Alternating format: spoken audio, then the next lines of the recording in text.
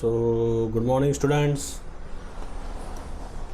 Myself, Professor P.B. Ingde, and today we have to conduct the lecture number 18.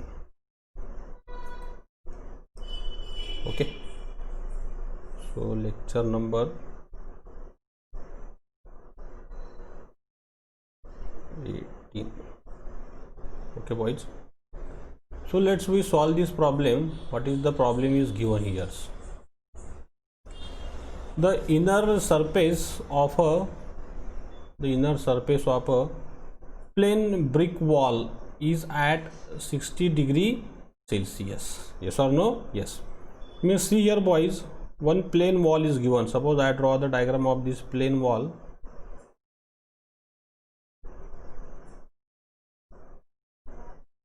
Okay, I draw this simple diagram of this plain wall. Okay, yes or no? So after draw this plain wall, what is the temperature? This side temperature is given. Suppose there is a T1 temperature this side. So this T1 is given. What is the value of this T1? It is 60 degree Celsius. And outer surface surface is at 35 degree Celsius. Okay, this value is not this one is wrong. What is this? Is the 35 degree Celsius. Okay, तो इधर का temperature हमारे को दिया है बच्चों कितना? It is what is T2 is given 35 degree Celsius. तो अब यहाँ पे देखिए क्या पूछा है, calculate the rate of heat transfer per unit metre square. मतलब स्मॉल क्यू हमारे को यहाँ पे पूछा है. ओके, फिर हमारे को पूछा है यहाँ पे ये देखिए heat transfer per metre square surface area of the wall which is 22 mm thick. अब ये जो वॉल दी है इसकी थिकनेस कितनी है? The thickness is L is equal to 220 mm. This is the thickness of these walls. Then thermal conductivity means L is given. L is 220 mm. Okay, if you convert in meter, so how much it is? 0.220 meters.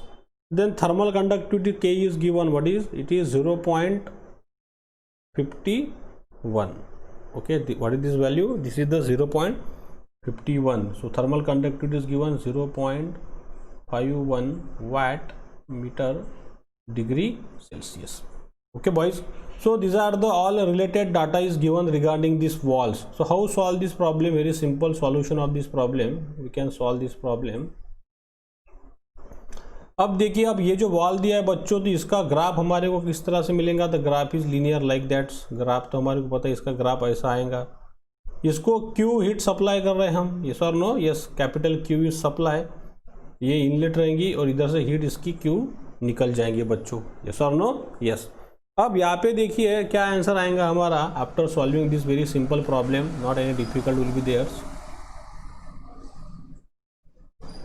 तो देखिए solution में क्या निकालना है हमारे को. अब we know that what is we know okay, हमारे पास में फार्मूला है कैपिटल क्यू का. ये डेरिवेशन हमने ऑलरेडी पढ़ चुके हैं. Capital Q is equal to what is capital Q means K into A into what is temperature difference which one T1 minus T2 divided by L. We know this formula. Okay, अब ये formula हमारे को पता है, तो इसको अभी हमारे को क्या पूछा है बच्चों? स्मॉल क्यू पूछा है. स्मॉल क्यू का मीनिंग क्या है? Q upon A. This is asked in the problem. तो अब ये इक्वेशन क्या चेंज होगा? देखिए we have to determine this. तो यहाँ पे देखिए, अभी यहाँ पे मैं एडजस्टमेंट करूँगा तो फिर यहाँ पे Q अपॉन A की जो वैल्यू है स्टूडेंट्स वो क्या हो जाएंगी? K into T1 minus T2 upon L. ये वैल्यू बन गई. अब यहाँ पे पुट कीजिए Q अपॉन ये, इसको मैंने कहा इक्वेशन नंबर 1 और सपोज ये बन गया मेरा इक्वेशन नंबर 2. तो यहाँ पे मैंने ये वैल्यू पुट की इक्वेशन 2 इक्वेशन 1 में पुट किया, तो फिर small q is equal to क्या हो गया मेरे पास में K T1 minus T2 upon L. Okay, तो just you put the all the values here boys. So q is equal to K की वैल्यू कितनी दी हमारे को 0.51 इंटू टेम्परेचर डिफरेंस देखिए T1 कितना है बच्चों 60 माइनस T2 कितना है हमारे पास में 35 डिवाइडेड बाय यल की वैल्यू कितनी है बच्चों, यल हमारे को दिया है 0.22 मीटर्स। तो you solve these answers, after solving you get the value of the q. So what is the answer of the q? The answer of q is how much? The answer is, after doing all the calculations, 57.95 watt per metre squares. Yes और no? Yes. मतलब यहाँ पे हमारे को क्यों ये पूरा solution करने के बाद में मैं यहाँ पे लिखता हूँ कितना मिल गया हमारे को 57.95 वाट पर मीटर स्क्वायर। इतनी हमारे को यहाँ पे rate of heat transfer per metre square दिया है बच्चों, पर मतलब वाट पर मीटर स्क्वायर, मतलब 1 मीटर स्क्वायर में से कितनी हीट ट्रांसफर होंगी 57.95 वाट हीट ट्रांसफर होंगी। तो this is very simple problem. Now let's we derive the second problem number 2। तो देखिए अभी यहाँ पे बच्चों प्रॉब्लम नंबर 2 को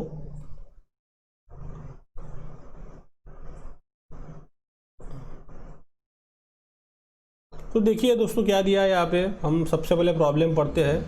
consider a slab of thickness this one. एक स्लैब दिया हमारे को जिसकी ये थिकनेस है। यहाँ पे मैं गिवन डाटा लिखता हूँ, given. So L is equal to 0.25 metres. Okay, one surface. अब ये जो स्लैब दिया, ये स्लैब के मैं यहाँ पे डायग्राम बना देता हूँ simple. Suppose this slab will be given, I draw the diagram here. Okay, यहाँ से ये लेंथ हमारे को पता है कितनी है, लेंथ इज 0.25 मीटर्स। ओके बच्चों, अब इसका देखिए one surface is kept at 100 degree Celsius. अब इधर का टेम्परेचर हमारे को ये वॉल का दिया है, ये दिया है हमारे को T1 कितना 100 degree Celsius. Okay, and other surface at 0 degree Celsius. अब दूसरा जो साइड है ये फेस का T2 दिया है हमारे को बच्चों कितना 0 डिग्री सेल्सियस। सेकंड पूछिए क्या पूछा है, determine the net flux across the slab. Okay, हमारे को यहाँ पे फ्लक्स पूछा है। फ्लक्स मतलब सेम पैरामीटर हो गया, वही calculate the value of the small Q अपने को पूछा है। और क्यू क्या था हमारे पास में, क्यू कैपिटल क्यू अपॉन यही वैल्यू हमारे को यहाँ पे पूछी है। Slab, if the slab is made from pure copper. कौन से मटेरियल से बना है ये स्लैब बना है कॉपर मटेरियल से।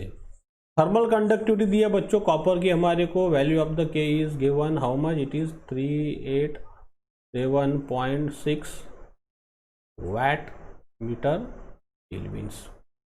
Okay, so let's we solve the problem once again. We know previous formula हमारे को पता है, क्या फार्मूला है हमारे पास में, we know that Q is equal to क्या फार्मूला रहता, K A into T1 minus T2 upon यल।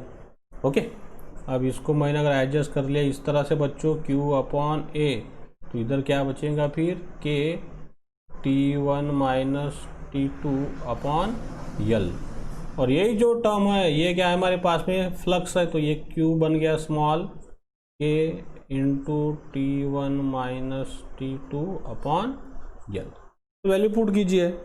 तो फिर वैल्यू पुट करने के बाद में देखिए क्या कॉपर की वैल्यू कितनी है 387.6 इंटू T1 कितना है बच्चों 100। ओके,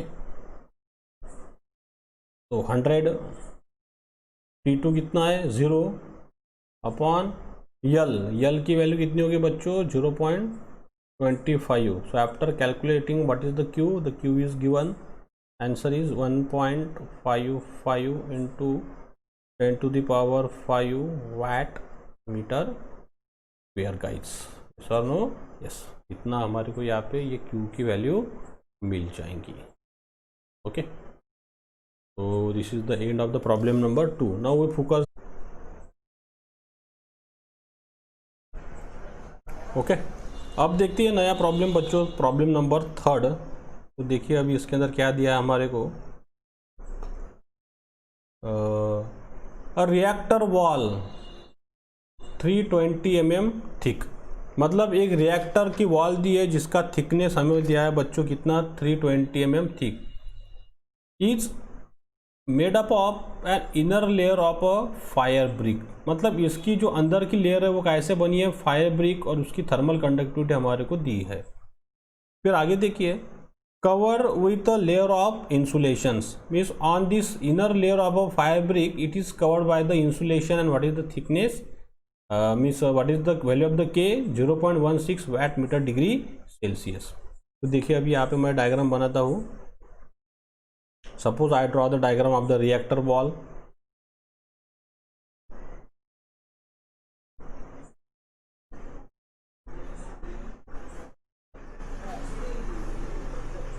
ओके, यहाँ से जो देखिए इसकी थिकनेस दी है रिएक्टर वॉल की, यल की वैल्यू दी है कितनी है 320 mm. ओके, यहाँ से ये थिकनेस दी है. अब ये जो इसकी इनर वॉल है वो बनी है फायर ब्रिक से. इसको मैं देखिए अभी मैं फायर ब्रिक से बनाता हूँ. Suppose this is the fire brick, this portion is the fire brick.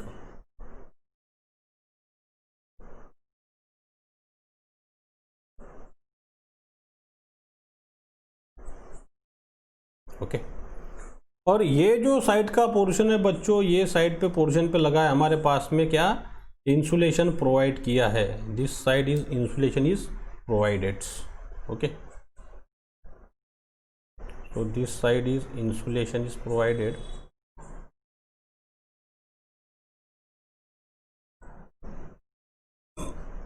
Okay, इधर से लिखा दिया है हमारे को इंसुलेशंस, राइट. इसको नाम दे देता हूँ मैं बच्चों. यहाँ से ये लेंथ होगी सपोज फायर ब्रिक के लिए यल, और ये लेंथ होगी हमारे पास में सपोज इंसुलेशन की यल बी दोस्तों. ओके, इसका नाम मैंने दे दिया. फिगर भी आप लोगों को समझ में आ गई अभी. Let's be focus on the problem. अब रिएक्टर जो ऑपरेट हो रहा है ये टेम्परेचर पे ऑपरेट हो रहा. ओके, एंड उसका एम्बिएंट टेम्परेचर कितना है 25 डिग्री सेल्सियस. मतलब ये साइड का टेम्परेचर दिया है दोस्तों हमारे को, इसको मैंने कहा है T1. ये कितना टेम्परेचर दिया है 1325 डिग्री सेल्सियस. और ये साइड का भी टेम्परेचर दिया है दोस्तों, जो एम्बिएंट टेम्परेचर है इसको कहूँगा मैं T2, जो दिया है मुझे 25 डिग्री सेल्सियस. तो यहाँ पे क्या पूछा है देखिए अभी पहला, determine the thickness of a fire brick. मतलब हमें पूछा है सबसे पहला आंसर यले यहाँ पे पूछा है बच्चों. ओके, तो here is asking the L and insulation, और इंसुलेशन की भी थिकनेस हमारे को यहाँ पे पूछी है L B. Okay, these are the two question asked here. Which give the minimum heat loss. मतलब ये जो इंसुलेशन प्रोवाइड किया इसमें से हीट लॉस कैसी होनी चाहिए मिनिमम. सेकंड देखिए क्या पूछा, ये ए के लिए हो गया. बी में देखिए क्या पूछा है, calculate the heat loss. Okay, मतलब क्यू का वैल्यू पूछा है हीट लॉस का. क्यू पूछा है हमारे को यहाँ पे, क्यू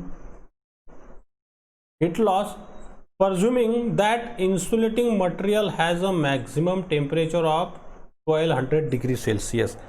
मतलब यहाँ पे क्या है बच्चों, हमारे पास में इंसुलेटर है, इसको मैं बना देता हूँ सपोज T2 से. तो ये T2 का टेम्परेचर दिया है हमारे को कितना 1200 डिग्री सेल्सियस, 12 डिग्री. ये इंसुलेशन की जो लेयर है बीच में से, यहाँ से इंसुलेशन स्टार्ट हो जाएगा. तो यहाँ का टेम्परेचर हमारे को दिया है.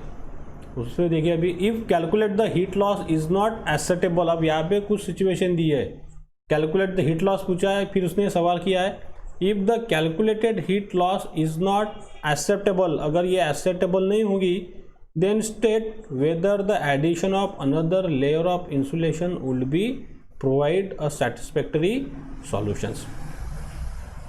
अगर ये इंसुलेशन से अगर हीट लॉस हो ज़्यादा हो रही, वो अगर हमारे को सेटिस्फैक्टरी नहीं है, मतलब ये इंसुलेशन क्या कर रहा है, ज़्यादा हीट लॉस कर रहा है अगर क्यों, और वो हमारे को अगर एक्सेप्टेबल नहीं है, तो इसके ऊपर और हमारे को कोई इंसुलेशन की लेयर चढ़ाना है क्या, काहे के लिए, हीट लॉस को कम करने के लिए।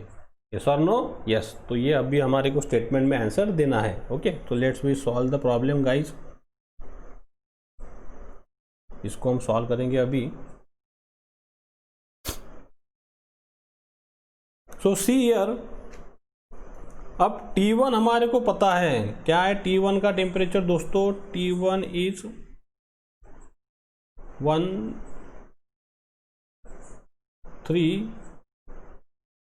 1325 डिग्री सेल्सियस। ओके, उसके बाद में हमारे को T2 भी पता है बच्चों, T2 कितना है हमारे पास में, 1200 डिग्री सेल्सियस। ओके, और इसी तरह हमारे को T3 का भी टेम्परेचर पता है, T3 है हमारे पास में 25 degree Celsius. So we know all the values. Okay, अब देखिए यहाँ पे after know all the values, अब ये जो यल जो है, लेंथ जो है इसकी लेंथ, अब देखो अच्छे समझिए प्रॉब्लम हर बच्चे, यल का मीनिंग क्या हो जाएगा बच्चों, यल हो जाएगा हमारे पास में यल A plus L B. Yes और नो? यस। तो फिर यल कितना दिया हमारे को, 320 mm दिया है, तो फिर L B is equal to क्या हो जाएगा गाइस, यल बी हो जाएगा हमारे पास में L minus L A. Okay, mathematical adjustment. तो L B is equal to, अब मैंने mm का किया मीटर, यहाँ पे देखिए अगर mm का मैं मीटर करूँगा तो ये कितना हो जाएगा फिर गाइस, 0.320 मीटर। तो फिर ये आंसर आ गया मेरे पास में 0.320 माइनस यल ए। ओके, इसको मैंने कहा इक्वेशन नंबर 1। फिर हमारे को थर्मल कंडक्टिविटी दिया हर चीज़ की, थर्मल कंडक्टिविटी मैं यहाँ पे लिखता हूँ, के ए की दी है बच्चों कितनी, 0.84 वाट मीटर डिग्री सेल्सियस, और के बी की दिए दोस्तों, के बी यानी हमारे पास में इंसुलेशन है, ये कितना दिया इंसुलेशन का, 0.16 watt meter degree Celsius. Okay, तो we give all the values. तो देखिए अभी नेक्स्ट स्टेप क्या होंगी।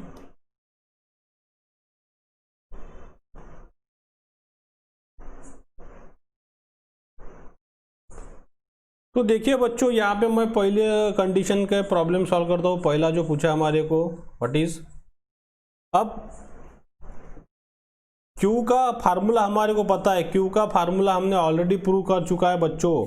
तो अभी यहाँ पे कौन सा नेचर है हमारे पास में, कंपोजिट वॉल का नेचर है। Okay, here is the which nature, composite wall nature. Okay, अब ये फार्मूला मैं निकाल रहा हूँ सिर्फ Q के लिए, हीट फ्लक्स के लिए निकाल रहा हूँ मैं, किसके लिए, हीट फ्लक्स।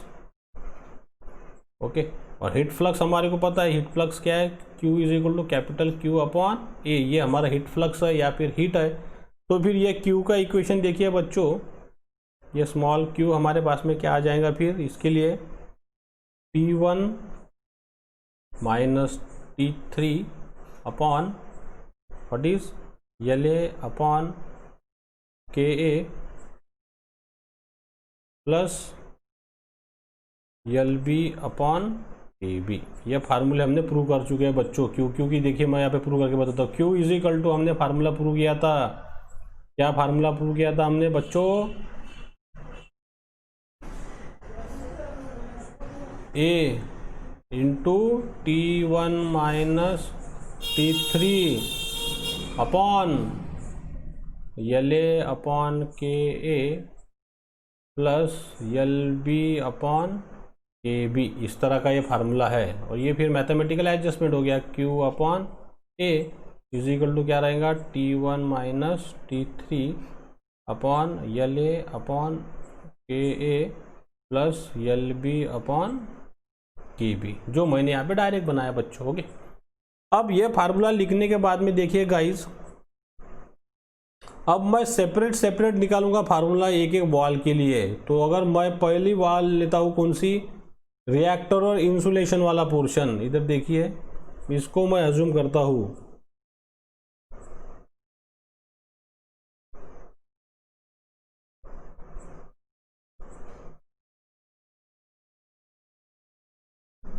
ओके, मैं ये साइड का पोर्शन अज्यूम करूंगा अभी। तो ये साइड का अगर मैंने पोर्शन अज्यूम किया बच्चों, तो इसके लिए क्या फार्मूला बन सकता है, देखिए मैं यहाँ पे लिख के बताता हूँ आपको। Q इज इक्वल टू क्या फार्मूला आएगा, T1 minus T2 upon what is L A upon K A. ये समझ में आ गया आपको, यस और नो यस, ये पोर्शन के लिए। फिर मैं लेता हूँ इंसुलेशन के लिए बच्चों। तो इंसुलेशन के लिए क्या फार्मूला आ सकता है हमारे पास में, Q इज इक्वल टू बताइए T2 minus T3 L B upon K B. ये फार्मूला हमारे मिल गया बच्चों, यस और नो यस। तो अब देखिए अभी मैं इधर इक्वेशन बनाता हूँ, यही जो यहाँ पे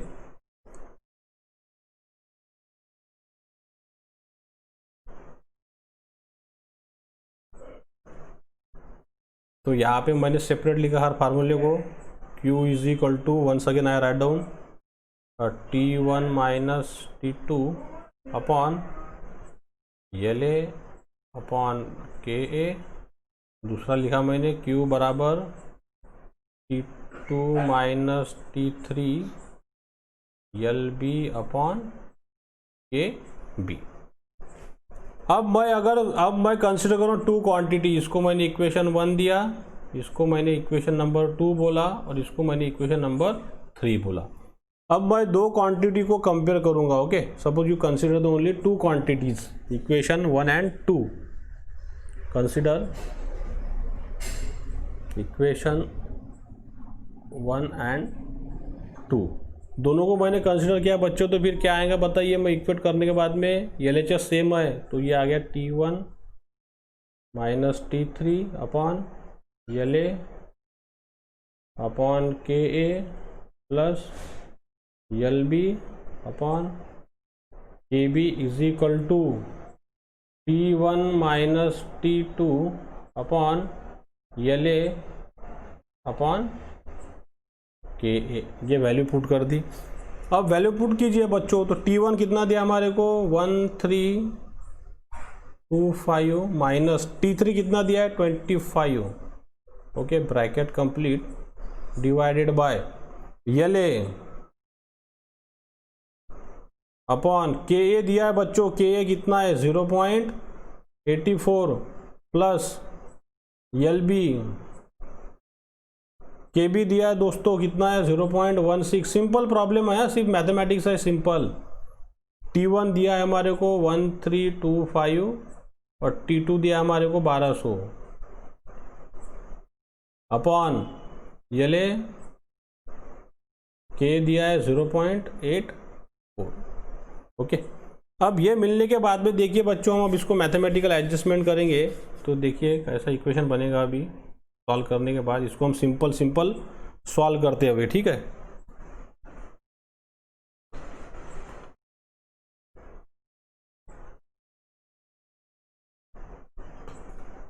तो अभी दोनों का सब्सट्रैक्शन आ गया हमारे पास में, ये 1300 divided by 1.190 L A plus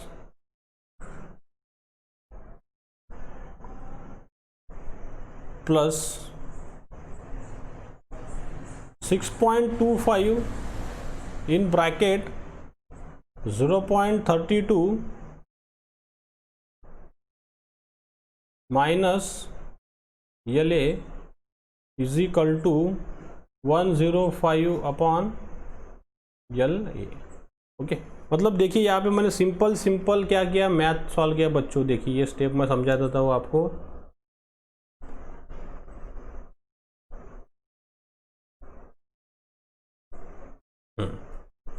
यहाँ पे इसको हमने सॉल्व किए, देखिए अभी। हाँ, सपोज इसको मैं सॉल्व करता हूँ, यहाँ पे रफ में मैं समझा के देता हूँ आप लोगों को। यल ए अपॉन 0.84। ओके, ये स्टेप है हमारे पास में। अब इनको क्या किया बच्चों, हमने सिर्फ सॉल्व किया, क्रॉस मल्टीप्लिकेशन किया इधर उधर। After do all the cross multiplication we get this steps. Okay, तो क्रॉस मल्टीप्लिकेशन किया मैंने 105 this one, then all this things. तो क्रॉस मल्टीप्लिकेशन से हमारे को ये सब डाटा मिल गया। सिंपल सिर्फ क्रॉस मल्टीप्लिकेशन है हर चीज़ का, बाकी कुछ भी नहीं है यहाँ पे बच्चों। ठीक है, तो ये कुछ आपके लिए हार्ड नहीं है, आप ये घर पे मैथमेटिक्स सिंपल कर सकते हैं। ये सिंपल मैथ है, आपको करना है घर पे क्रॉस मल्टीप्लिकेशन से।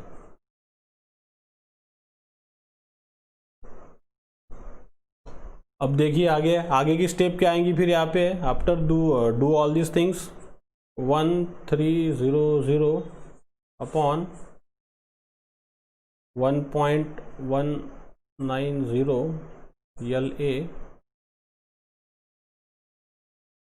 इसको मल्टीप्लाई किया, इससे मल्टीप्लाई किया तो ये आ गया हमारे पास में 2 minus 6.25 L A is equal to 105 upon L A. ठीक है, सिंपल मैथ है 10वीं 12वीं का, बाकी कुछ भी नहीं यहाँ पे। तो फिर अभी यहाँ पे देखिए cross multiplication once again 1300 divided by इसका और इसका सब्सट्रैक्शन देखिए दोस्तों, तो क्या आ जाएगा 2 minus 5.06 L A is equal to 105 upon L A. Okay, अब क्रॉस मल्टीप्लिकेशन देखिए 1300 L A is equal to 105 multiply bracket 2 minus 5.06 L into A.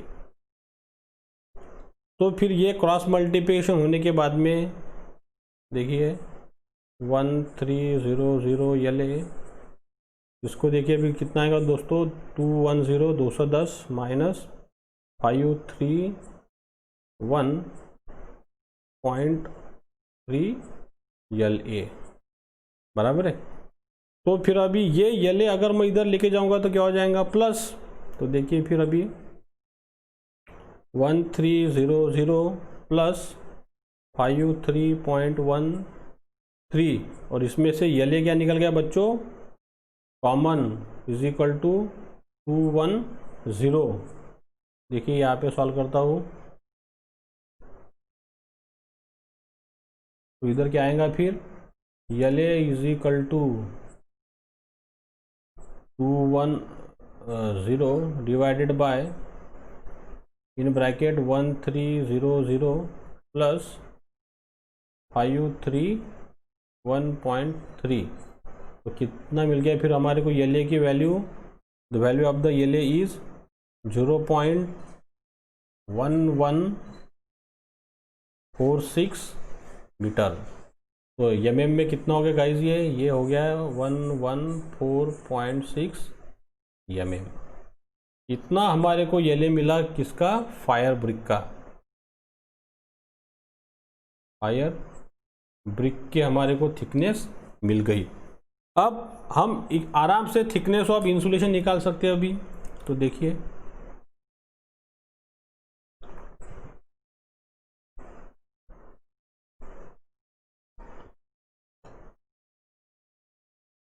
तो थिकनेस ऑफ इंसुलेशंस,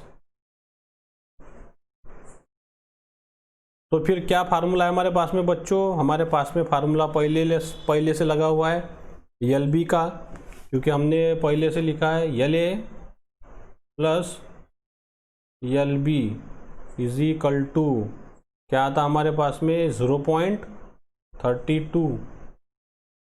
तो हमने अभी निकाला यल ए, तो यल बी कितना, ये फार्मूला पहले से हमारे पास में 0.32 माइनस यल ए गाइज।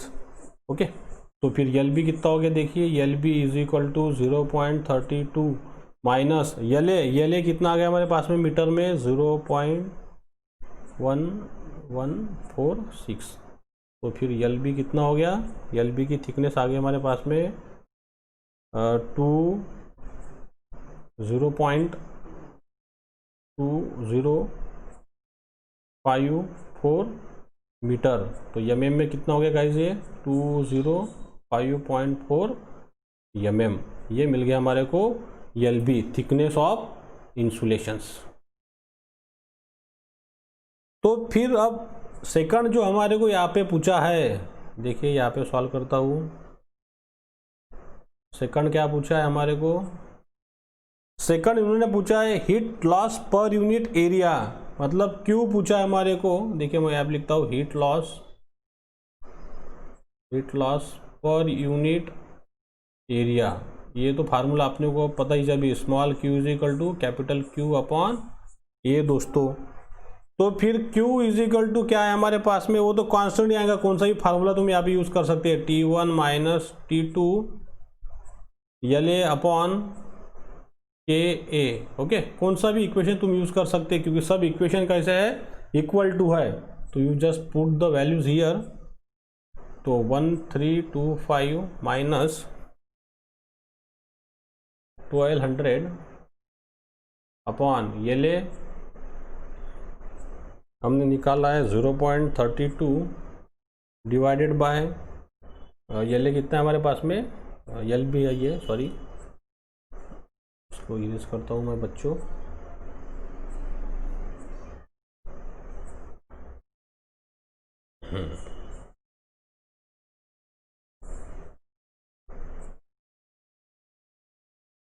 तो देखिए यहाँ पे फिर यल ए कितना है हमारे पास में, यल ए है हमारे पास 0.1146। थर्मल कंडक्टिविटी पता है हमारे को बच्चों, के कितना है 0.84। तो इसको सॉल्व करने से हमारे को क्यू का आंसर मिल गया 916.23 वाट पर मीटर स्क्वायर। ओके, ये हम कौन से भी फार्मूले से निकाल सकते हैं। तो अब यहाँ पे देखिए, तो अब यहाँ पे क्या आंसर आएगा, अभी देखिए इसके अंदर, if another layer of insulating material is added, अगर मैंने दूसरी इंसुलेटिंग मटेरियल की लेयर अगर ऐड कर डाली, देखिए यहाँ पे अभी ये मैंने डायग्राम बनाई थी ये दो पोर्शन थे हमारे पास में, ये था हमारा फायर ब्रिक और ये थी हमारी इंसुलेटिंग लेयर। दोनों की वैल्यू हमने निकाली, यल भी निकाला, यल भी निकाला, और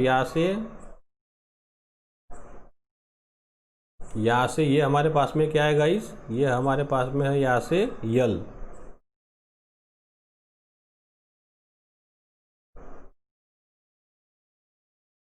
ठीक है, और यहाँ से ये हमारे पास में क्या था, यल था।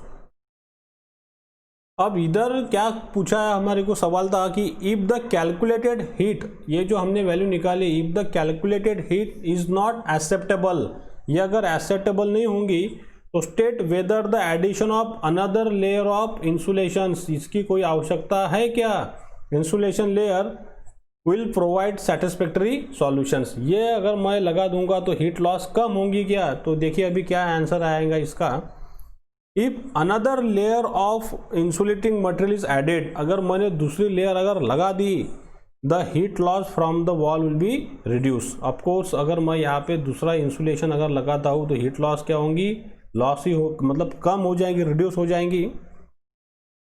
And consequently the temperature drop across the brick line will drop and the interface temperature T2 will be rise. Okay, मतलब यहाँ का टेम्परेचर लेकिन क्या हो जाएगा बच्चों, बढ़ जाएगा, क्योंकि इधर तो हीट लॉस होंगी ही नहीं।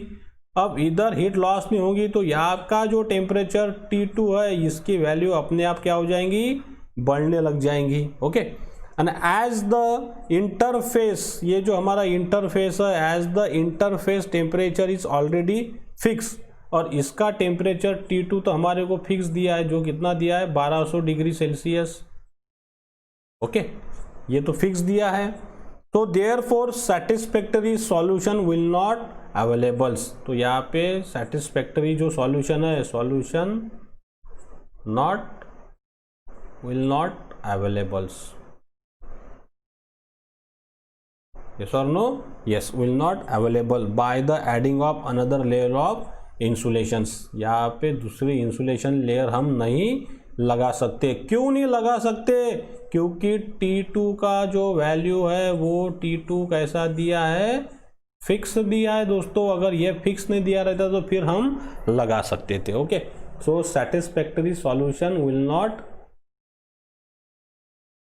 will not available here। so why reason? because T2 is fixed। okay guys, तो होप आप लोगों को प्रॉब्लम अच्छे तरह से समझ में आया होगा। So I stop here. If you like my videos then please share my videos with your another college friends and subscribe my YouTube channel to press the bell icon buttons. Okay, so stay at home, stay safe, और हमारे अगले lecture में हम और नए problem सीखेंगे। Okay, so thank you very much.